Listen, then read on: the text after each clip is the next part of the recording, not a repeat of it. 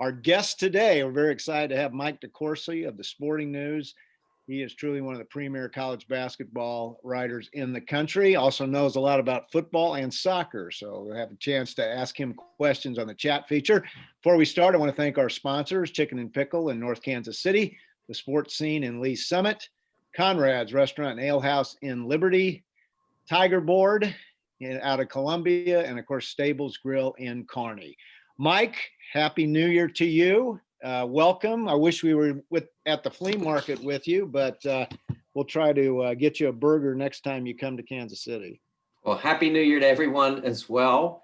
It's great to be back with you. I will say that we're now 9 months into this pandemic, and I still haven't been able to figure out how to light myself well when I'm sitting at my desk in my office for Zoom calls. But the good news about that is that the sweater I'm wearing looks gray in the photo there, or in the video, and it's really blue, and I know that's not your favorite color. So well, it almost has a gold hue, so we're gonna so there are some good and bad trade-offs. The last time I was with everyone back in, I think it was the fall of 2019. Fall of 2018, actually, the beginning of the 2018-19 season.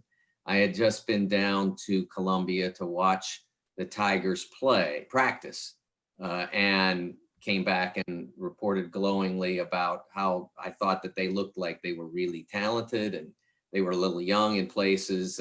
And then literally, I think that when I got on the plane, we'd heard about Jonte Porter being out for the year. So I saw what might have been his last practice. So please don't look at me like the guy from the Dr. Pepper commercial who jinxes the field goal kicker and is guilty of, and has to, and doesn't want to give up Dr. Pepper for 10 weeks. He'd rather go to prison.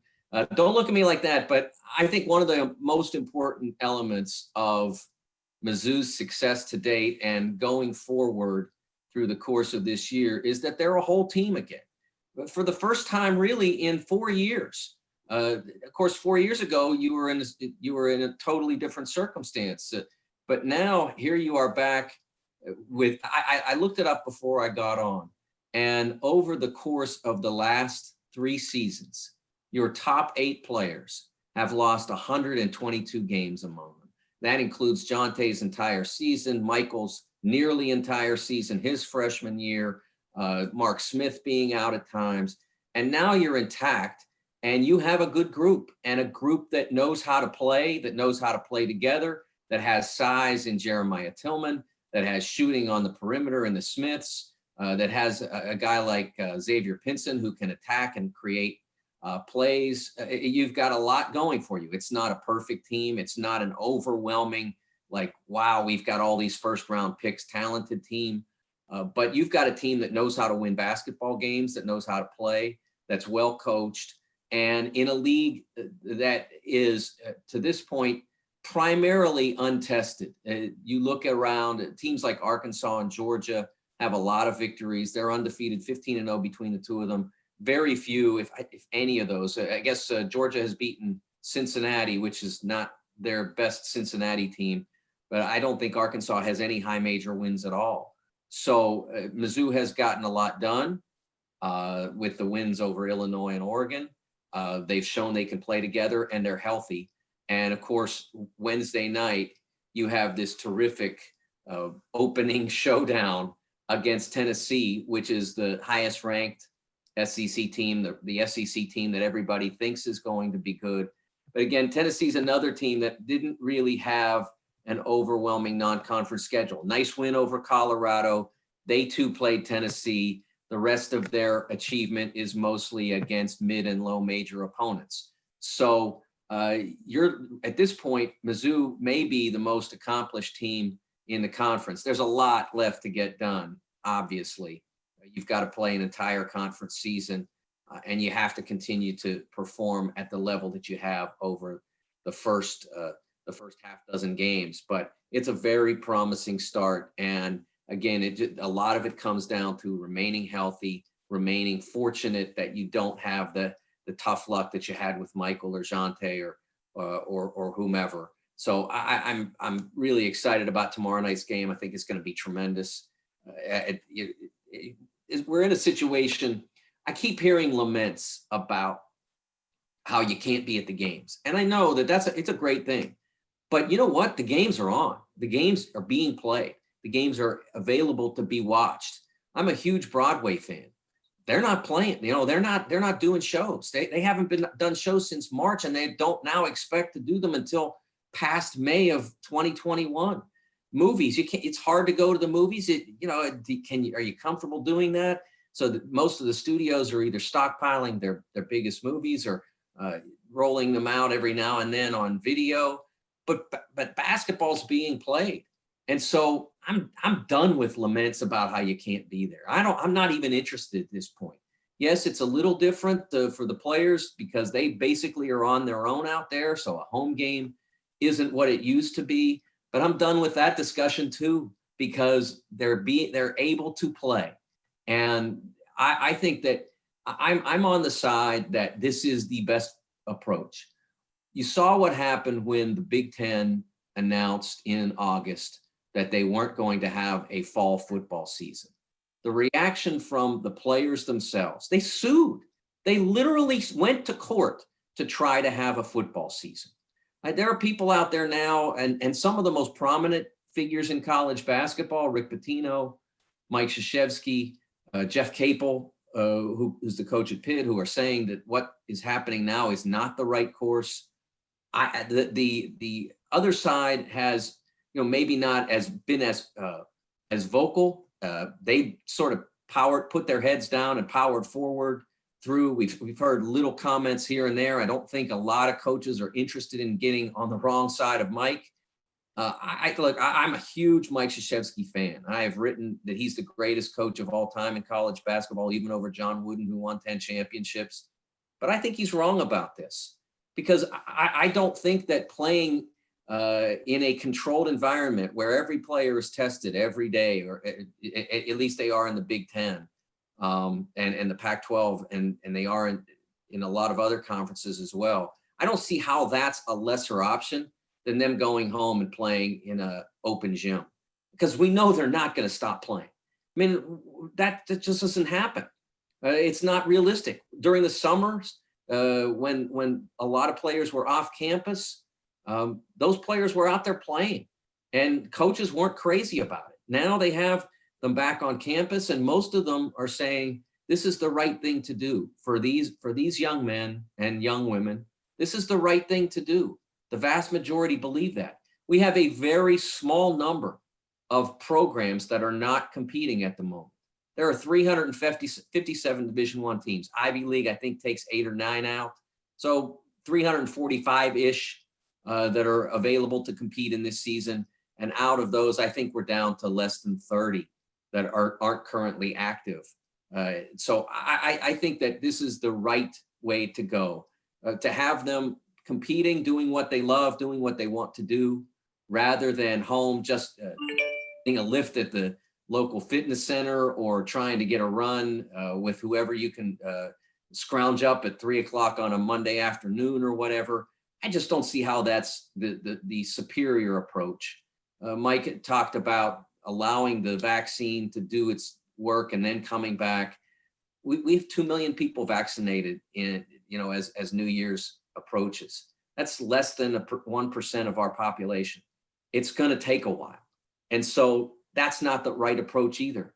One of the things that Dan Gavitt from the NCAA mentioned in announcing that this season would start on November 25th, and then in affirming that going forward, was that at Thanksgiving, just about every campus that had on-campus in-person classes and residents in their residence halls, et cetera, just about everybody sent their students home for Thanksgiving and planned not to retrieve them until sometime in mid-January, or in some cases as late as February, which meant that the campuses were there just basically for the athletes, with much less interaction with the student body, with the general populace, and that it seemed likely that would be an environment in which there might be fewer cases.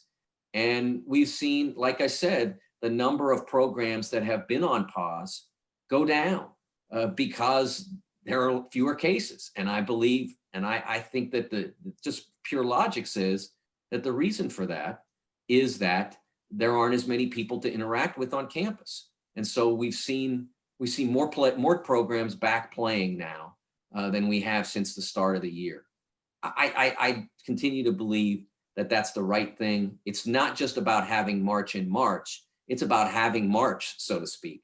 If you shut down just because a few people think that's the way to go without necessarily a strong reason to support that, you might never get started again. That's what happened to a lot of sports as of last March, when the NCAA tournament was canceled.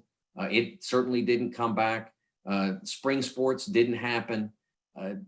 If you shut down college basketball now, I don't think it's coming back until next year. And I certainly don't believe that's the best approach. So I'm glad that we're going to have a big game on Wednesday night. I'm glad that we're having dozens of terrific games all across the country week after week. I'm glad, I'm always rooting for 100% health among every team in college basketball. I want to see every team at full strength, and then let the best players and best coaches decide who wins, not just somebody, gets a rolled ankle at the wrong time. So I'm really excited to see the Tigers at full strength. And I hope that continues going forward. Let's talk about that game against Tennessee. Volunteers are ranked 8th. Tigers are ranked 12th. A couple interesting sidelights. Leading scorer for Tennessee, Victor Bailey Jr. His dad was a very accomplished wide receiver at Missouri in the 90s. And I know a player you really like is Yves Pons, who doesn't score a lot, but really fills up the stat sheet, gets some length on the perimeter, blocks shots. What do you think of this matchup? I think it's really interesting. I mean, one of the things that I've seen as I've gone through the course of doing different radio interviews and that sort of thing is this acceptance that Tennessee's the best team in the league. They were predicted to be the best team in the league. They certainly have excellent talent at most positions. I'm not as wild about their point guard position as I am the other four and change, the guys they have on the bench. At point guard position is still, for me, a little bit dicey. But I really like their group, but they haven't played great yet. That Cincinnati game I watched was, like I said, their game against Notre Dame got canceled. They played Colorado, did great in that game, really messed up Colorado's offense, only allowed 47 points and really didn't allow them to get going. They did a lot of the same things with Cincinnati, but their own offense was really stagnant as well. It was not a great performance by any stretch for the Vols. And that's, so I agree that they have the highest ceiling. I don't think they've even begun to approach that. And so I think it's an opportunity for Mizzou, which has a lot of different offensive weapons. They'll make it difficult for Tennessee to take away any one particular guy. You could take away, let's say you decide that you want to take away one of the Smiths. Well, then the other one can hurt you, or you can go inside to Tillman, or Xavier Pinson can hit you on the drive, et cetera. So there are a lot of different ways that they can hurt you. Cincinnati did not have that number of weapons. And so Tennessee was able to squeeze out a win playing not great. They're gonna have to play much, much, much better than they played that day in order to beat Mizzou. And like I said, I don't know that they have. Now, offensively, they've been really productive lately against meager opposition. They have not played. They've played 4 consecutive mid-major teams, and one sort of half high major in St. Joseph's. I would call them mid-major because they're not a good Atlantic 10 team now. A Dayton, I would not call a mid-major, but a St. Joe's, I think you can, because they're just not very good. So maybe Tennessee is starting to find itself. I think it helps them to have played that run of not strong teams, because it's given them a little bit of opportunity to work on what they weren't doing well. That's the thing that if you look around the league, that Kentucky hasn't had, and so they've lost confidence. they've lost belief. And so they've lost 6 or 7 games because they haven't had that App State to go against the way Tennessee has and try to build some offensive confidence. One stat that jumped out to me about Tennessee, and again, strength of schedule you can question, but they are tied in for the lead in the nation, fewest points allowed. Missouri ran up against Bradley last week, which is another pretty good defensive team, and they really made that game into a slog. Having watched that game, I still can't believe Missouri came back and won it. Tennessee, brings some challenges on the defensive end, it appears. Yeah, it starts with Pons, when you watch him play, you'd never believe he's 6'7". I mean, he plays like a 6'10" guy. He's constantly bouncing around the rim, blocking shots, really hard to go against. And they can use him in a variety of ways. They like to try to keep him near the goal because he's able to take away so many drives. If you take the ball in there, you're in trouble because of him. If he's in the region, one way you can deal with that is if you have somebody that can drag him away. If you have a stretch 4 that can drag him away from the goal, then maybe he gets a little bit less activity around the bucket. So that's part of why they're good defensively, but not all of it. Rick Barnes and you guys, back when you guys were in the Big 12, you saw enough of Rick Barnes to know he's as good a defensive coach as there is in college basketball. He has enough experience. It's not an old group. I mean, there are some older players like John Fulkerson and Eve that have played for a while, but they've got some younger players like Josiah Jordan James, who has only, he's only in his second year. You look at a guy like Jaden Springer, who's a freshman. I think he's bought into the system. They have guys who, even though they are not super experienced players, they've bought into how to defend under Rick Barnes. They're a very dynamic team. That's part of why they were predicted to finish so high, is because they have good length, they have good dynamism, and they have a couple of older players that give them that dose of experience, and of course a terrific coach on the bench. But as I said, that offense, as great as their defense has been, the offense still leaves you with some questions. Are they good enough to win games against the best high major teams, against the best teams in the SEC, the best teams from out of the SEC? That's something that they'll have to begin answering tomorrow night. And obviously, Konzo's a great defensive coach. He can have a lot to say about whether the Vols can start to get their offense in gear. Talking to Mike DeCourcy of the Sporting News, basketball writer. If you want to ask Mike a question, please use the chat feature at the bottom of the screen. Mike, I want to ask you a couple SEC-related questions. Almost tragic situation in Florida with Keontae Johnson. I read that the Gainesville newspaper said that he may have had myocarditis, which could be a result of COVID. Have you heard any more on what happened? And he is back out of the hospital and helping. And do you know any more about his situation? I haven't heard any more about the report, other than the report from the Gainesville paper that he may have had that. I don't know. I'm not 100% sure what the SEC's approach is. I know that as the Big Ten endeavored to resume football, that one of the things that they were to put in place was that any athlete who contracted COVID would have to go through a cardiac MRI to assure that he or she was not in position where they had developed that as a side effect. I don't know whether the SEC does that or not. I'm not clear on that. And I'm also not a cardiologist, so I don't know whether that's essential. I just know that was a step that the Big Ten chose, and I believe the Pac-12 for sure chose to do that as well.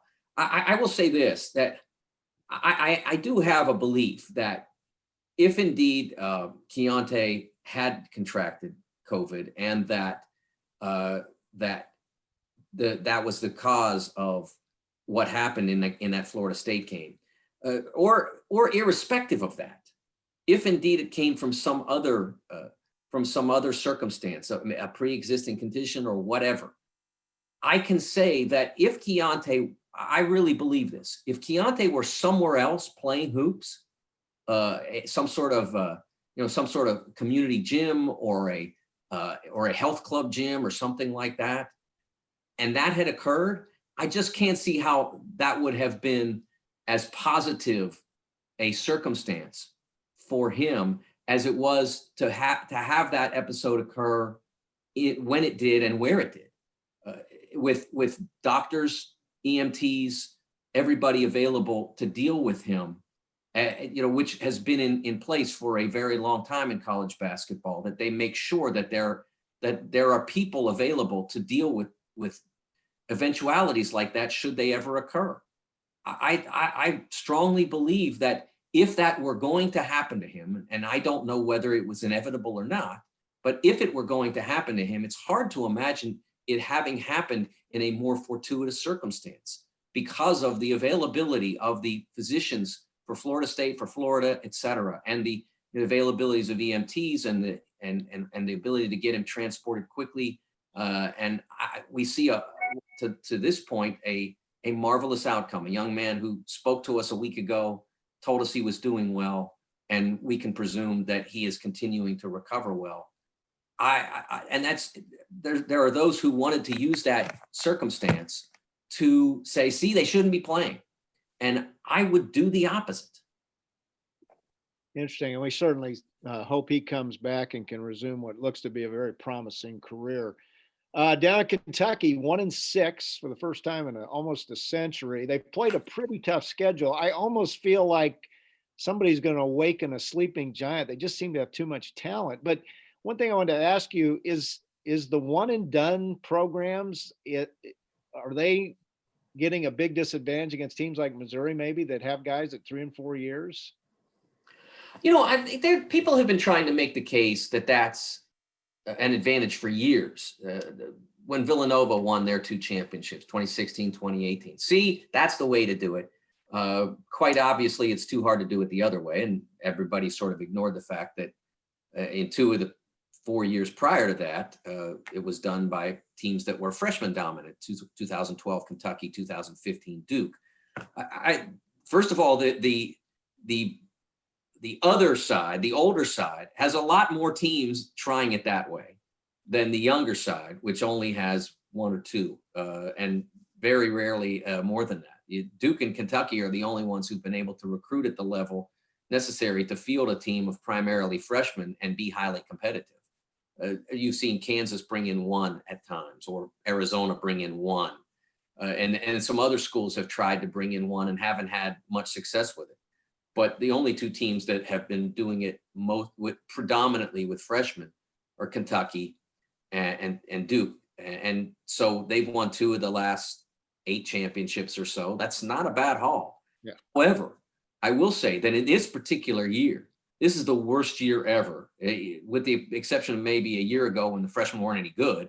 But this is a bad year because of the pandemic and because of the way the schedule was altered, to try to be doing it with freshmen. And I think that's something that John erred. It's an area in which John erred. And he kicked himself the other day, and he's mentioned the difficulty of the schedule from time to time. But on Saturday, after they lost the Louisville game, he really kicked himself for having scheduled the way he did. They've played 7 games to this point. They've lost 6. They've lost 6 of them. All the 6 were against high major opponents, and most of them against pretty good high major opponents. And they've won 1 game against a mid-major opponent. If they play Texas Tech's schedule, Texas Tech has played 3 high major games. They lost badly to Houston, they lost close to Kansas, and they won by a point against Oklahoma.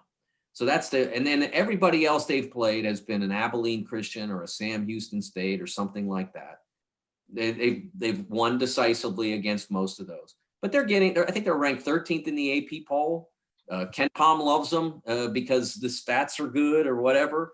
But their opposition's been terrible, and no one's paying attention to that, which sort of goes back to if Calipari had scheduled Texas Tech's schedule or something approximating it, they wouldn't be in a panic in Kentucky. They wouldn't be 1-6. I mean, they've nearly beaten some of the best teams in the country. They were ahead of Kansas with 4.5 minutes left gave up a couple of 3 late threes that ended up getting Kentucky beat. They had a shot in the buzzer to tie Louisville, didn't go. They had a shot at the buzzer to beat Notre Dame, didn't go. So they've been in these games, but they asked too much of a group that didn't have any exhibition games, had preseason practice that sort of went here and there, that didn't have the typical off-season program that Kentucky is going to get at a very high level because their facilities are fantastic.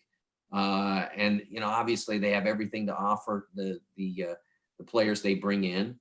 So they ask too much and they're paying for it. And I don't know whether they can gain the confidence necessary to turn it around in the SEC, but they've been so close so many times that if they just won 1 or 2, all of a sudden, I think the next one in line, the next team on the schedule would be wishing that they'd caught Kentucky back in December. Good point. On the national scene, Gonzaga and Baylor 1 and 2 in the rankings right now. Gonzaga has several very impressive wins. And then I was watching Baylor play Kansas State, who has been very inconsistent, but gosh, they're impressive. What do you think of those two teams? Baylor's perimeter defense is as good as I can remember. They just are phenomenal. Their offense is better than it was a year ago. I think I still don't know if it's elite, but it's certainly good enough to win most games. And their defense on the perimeter, as I said, is just ridiculous. It's so hard to play against them, and they do a decent job of protecting the rim. I believe that they can beat pretty much anybody in the country, and that there's only a handful of teams that can go into a game against Baylor and feel comfortable that they've got a shot. You look at Gonzaga, they were, to me, our preseason #1 team. I thought they had everything in place to be able to win, and I'll be honest with you, they're better than I thought. Because Jalen Suggs, the freshman guard, is better than I thought. Andrew Nemhard, the transfer from Florida, who I thought at Florida sometimes didn't really understand how to play his position. He was always big, physical, dominant, was able to he's kind of able to overpower players when he was a high school kid. And it took him some time to start to understand how to be able to use his physicality, but also use his finesse and his perimeter touch. You're seeing that now, and I think he's playing better than I anticipated he would as well. So they really are, in a lot of ways, a better basketball team than even I anticipated they would be in projecting them as preseason #1. They have a legitimate opportunity to go into the NCAA tournament with a perfect record. We've only seen that happen a few times. We saw it happen in 2014 with Wichita, 2015 with Kentucky. 2004. You saw St. Joe's get all the way to the Atlantic 10 tournament before losing. So it's really hard to get through the regular season with an undefeated record, and it's really, really hard to get to the tournament with that. And I think Gonzaga could do it, and I do wonder what the ramifications of that would be. Because if you're carrying an undefeated record like your Wichita, I mean, nobody expected Wichita in 2014 to win the championship. Not saying that they couldn't, but I don't think there was this big expectation because they're Wichita, and they just weren't. They had certainly terrific players. Ron Baker and Fred VanVleet were both pros, but they didn't have that overwhelming ability that Gonzaga does now. If Gonzaga goes undefeated into the tournament, they're going to have the weight of expectation on them like they never have before. So I don't know who can beat them or who will beat them, but maybe it wouldn't hurt to beat themselves somewhere along the line, because I think that they have a legit shot at winning it all. And I don't know whether they'd want to try to carry the burden of becoming the first team since 1976 to go wire to wire. What do you think possibilities right now, the NCAA tournament being played at one site in a bubble? Well, that's going to happen. One site is, if you consider Indiana, the state of Indiana, to be one site, that's probably what will happen.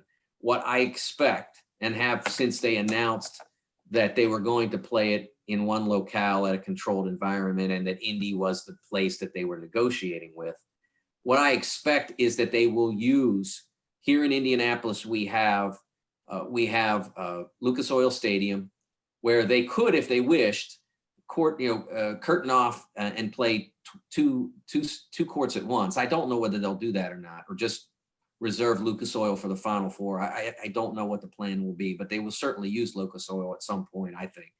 And then you have Bankers Life Fieldhouse, where the Pacers play, beautiful arena.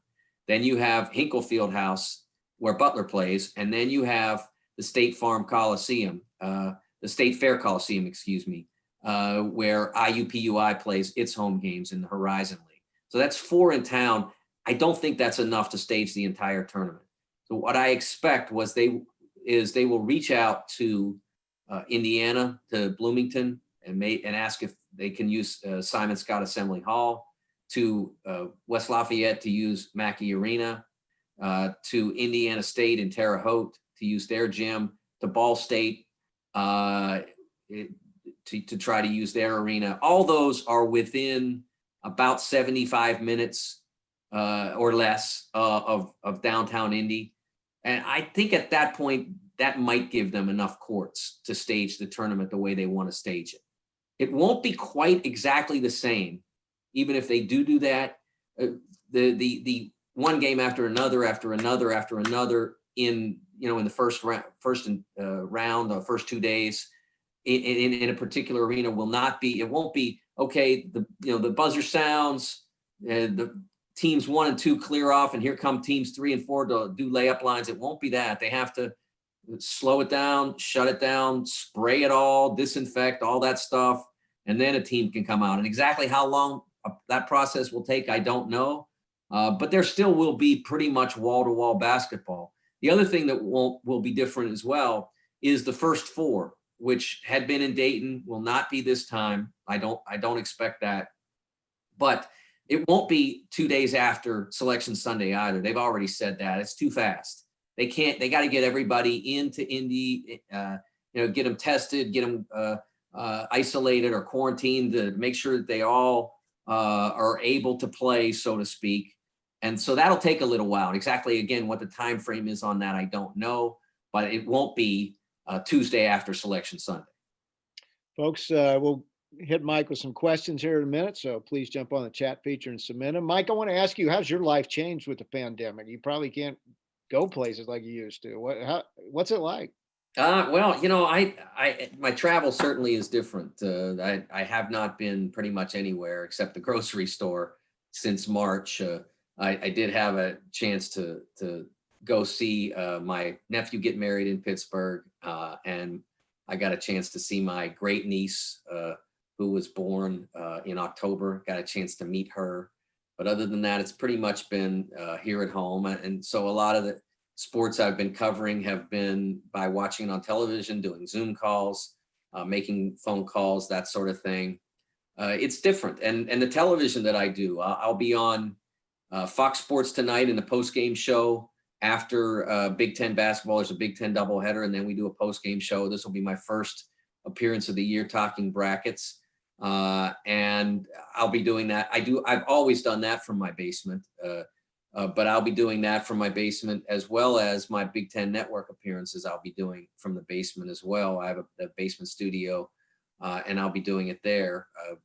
I'm at the age where it may not be the best thing if I were to be unlucky enough to get it. So trying to stay out of that circumstance, out of the travel circumstance as much as possible. But as I said before, there was a story in the New York Times talking about yesterday about, how different sports are and how much our relationship to them has changed. My relationship to them isn't really any different. I mean, I'm still passionate as ever about it. I mean, when the Steelers were playing on Sunday, and we're down 24-7, I was just as beaten up about that as I would have been in any of the last 5 years, pandemic or no, fans or no. In the stands, it bugged the heck out of me. And when they came back and won, I felt as good about that win as I've felt about any regular season win that I can remember. So my relationship to sports hasn't changed. If anything, it reminded me of how much they mean to me and how much I love them. Having from March until May without any real competition out there. That was a huge hole. You can only watch the Steelers win Super Bowl 40 so many times before you really want to see something that you don't know how it's going to turn out. That's what sports are all about to us.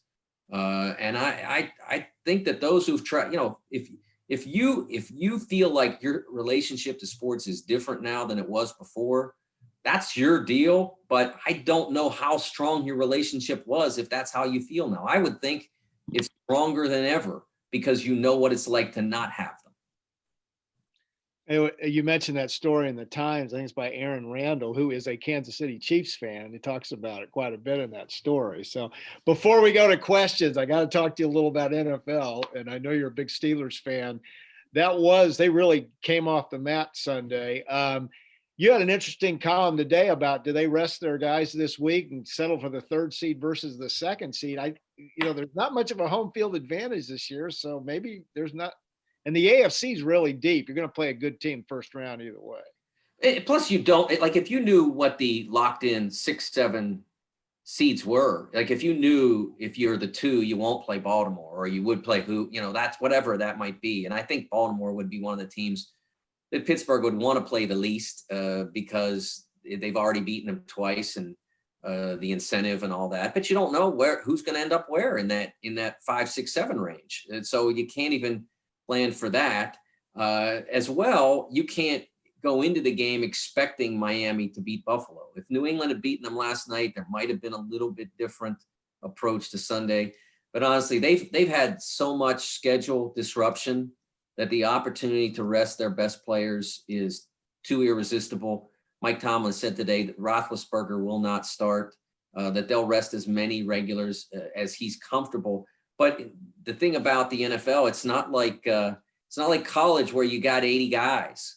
You got pretty much 56, 57 guys. So you got to play somebody. And so they're going to have to play some of their younger regulars, even though they'd probably prefer to protect them if they could. Well, a Chiefs Steelers AFC championship would be a lot of fun. So I hope that. Hey, if I could get that, I'll sign up for it now. You talk about sports. I did have COVID around Thanksgiving. Fortunately, not too seriously, but I was lying down watching a lot of TV, and I watched highlights of Super Bowl 54 on a pretty regular basis. So, are you ready for a few questions? So the only guy in the AP, this is a question from Darren, the only guy in the AP poll who didn't rank Missouri this week was the Kansas City beat writer that covers KU. Question is, do you pay attention like us fans to the rankings? We have a local writer who is the only voter who does have Mizzou ranked, and it rankles us. Well, that is funny. But honestly, I don't pay any attention to the poll. I voted in it. I'm going to say it was around 89, 90, 90, 91, or 91, 90, 91, and 91, 92, somewhere around there. And I did it for a year, and it was a very frustrating process because I felt like a voice shouting in the wilderness that my poll wasn't having the effect that it should. I specifically remember, so it must have been 89, 90, because LaSalle was 28-1 that year or something like that before they lost in the tournament. And I voted for them number 1 that year for about a month. And so when LaSalle had a reunion of this team, one of their great teams of all time, Lionel Simmons, I said, how come you're not inviting me? I was the one. Like in the poll every week, there was one. That was me. You should invite me to your celebration. And after I did it those 2 years, at that point, the guy from AP said I wouldn't vote it again the next year because it was the other guys who turned. The other guy who covered Pitt, who went around telling everybody that he didn't really like basketball and didn't pay that much attention to it. So I'm like, okay, that's it. I'm never doing this again. One, they should pay me to do it because it's way too much work for what I do. I don't know why anybody votes in it, given how much work it is, and you get no pay. It's not rewarding to do it, and in the end, I feel like that it is not an accurate reflection of who's good and who's not, or who's accomplished and who's not. So that was it. I was done with it, and I never pay attention to it.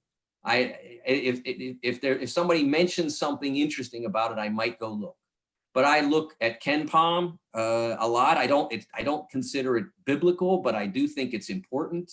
I look at the net rankings. They aren't released yet, but when they do, I pay attention to those. But the poll itself, I don't think there's anything to it. I don't think there's anything in it at all, and never pay attention to it. Missouri's 41st in Ken Pom right now, so we're not real fond of that. But I Yeah, understand. here's the thing about Ken Pom is that Ken had decided a few years ago that to make his rankings worthwhile from day one, that he needed to begin with a preseason ranking. The net ranking starts at 0, and everybody's 0 and 0 on day one. And Ken's doesn't start like that. You have a value entering the season. And after a specific number of games, and he knows more about how many, but in a typical season, it's usually at some point in January.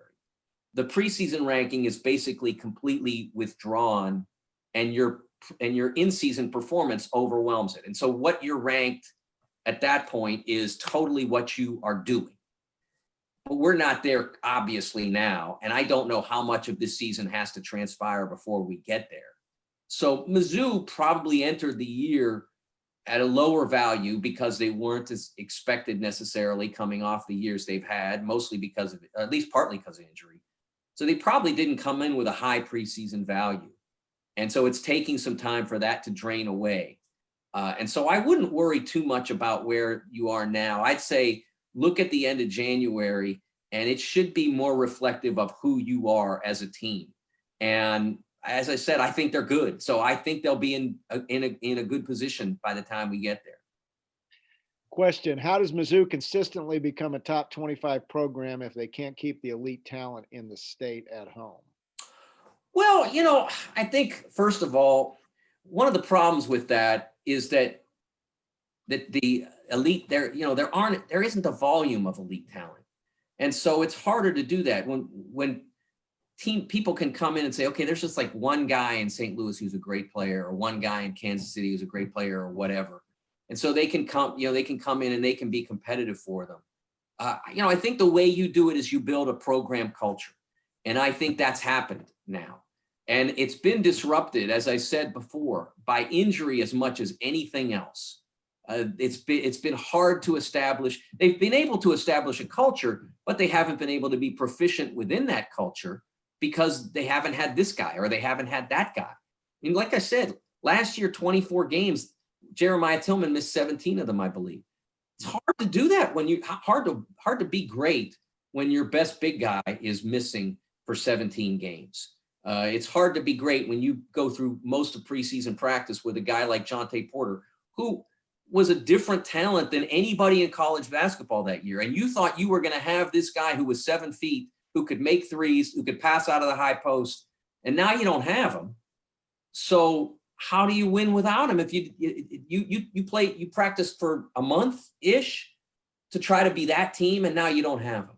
So it was really hard, but they did establish an identity. We're going to play hard. We're going to play together. We're going to guard you. This is who we're going to be at our core. And we just don't have enough guys to be good at it. So I think that's the number one thing you do. And then you have to identify. Villanova doesn't always get the best player in Philly or whatever. And there aren't very many great players in the rest of the state. But they continue to identify really special young men who want to be at Villanova, who have particular skills, who have the ability to develop the way a Josh Hart did or a Mikal Bridges did, the way a Dante DiVincenzo did. You can do that. And you can't necessarily always be Villanova. I mean, they have it at a special level right now, but you can identify those kinds of players. And the other thing I'll say is that with the impending likelihood that we're going to have immediate transfer eligibility, guys can go at the end of a year and go to another school and play immediately.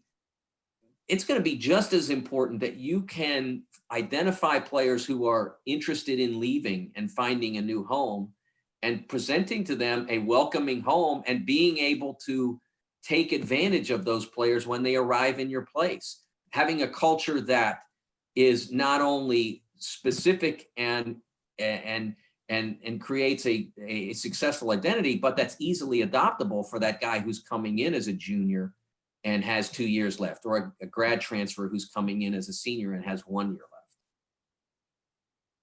Follow up to that, any thoughts on the recruiting class that Conzo assigned for next year?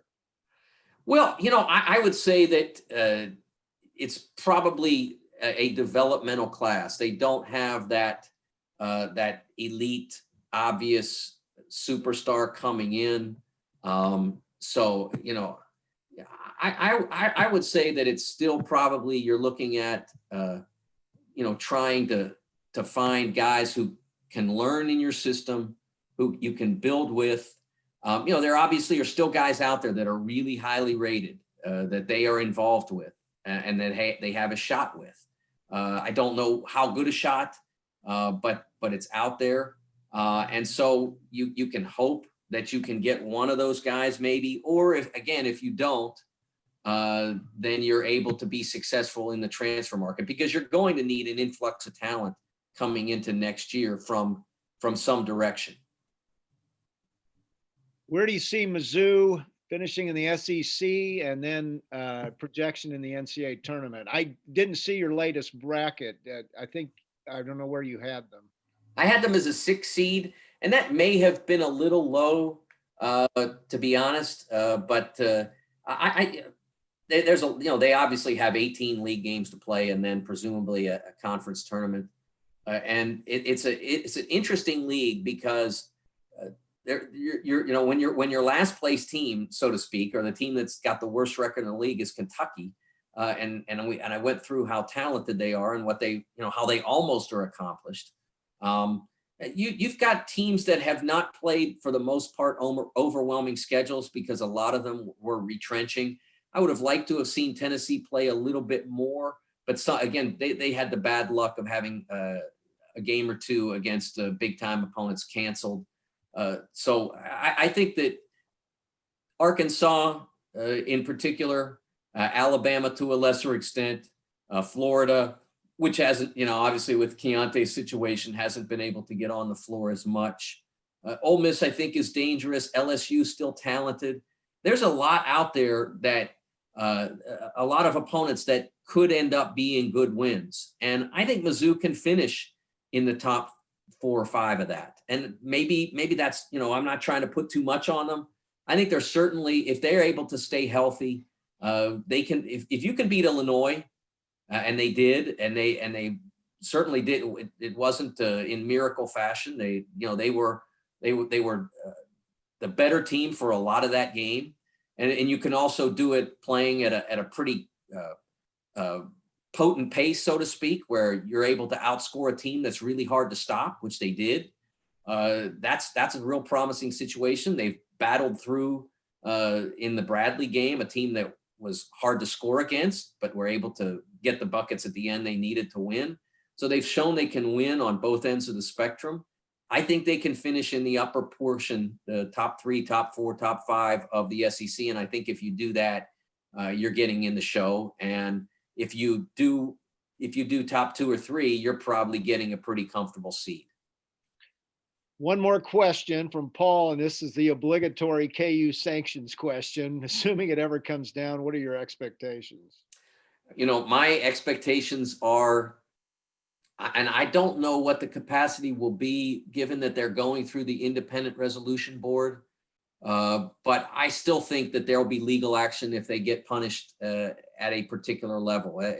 There's a level at which I think they'll accept. And I've argued all along that I thought that the NCAA, given where they built their case out of in the core of it, out of the trial that happened in October of 2018, I think it was. Gosh, the years are all running together because of the pandemic, but I think it was the October of 2018, that trial that led to 3 guilty verdicts.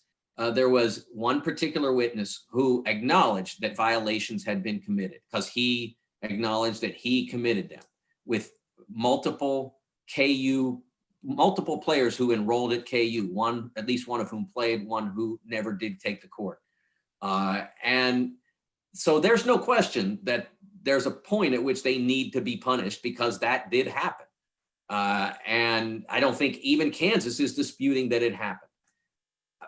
Where the dispute arises is in that same witness said that Kansas was not involved in those violations, that KU as a staff, as a university, et cetera, athletic department, whatever you want to say, was not involved.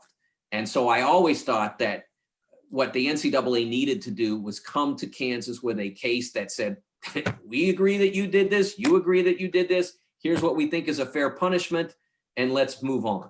And instead, I think they felt exterior pressure to do more than that. So they built the case around what they liked, so to speak, that he said, and ignored what they didn't like that he said. And I don't think that that's something that you can do and feel comfortable about what your outcome would be in a court of law. You can do whatever you want in your own court, but in a court of law, the standard would be different. And I believe Kansas will cling to that until the very end, unless they get that, like I said, that verdict and punishment that they believe is warranted based on the violations that pretty much no one is in dispute happened. Mike, your wealth of knowledge about college basketball, soccer, and NFL always amazes. I wonder if you ever sleep. It's amazing. Thanks, Mark. All right, folks. Thanks. Mike DeCourcy was our guest today. You can watch this on YouTube tomorrow. Please, as always, spread the word among your friends and other Tiger fans. So we had one of our largest viewerships today. So you're quite an attraction. So, well, thank you. I'm glad to hear that. Hope you guys have a great season.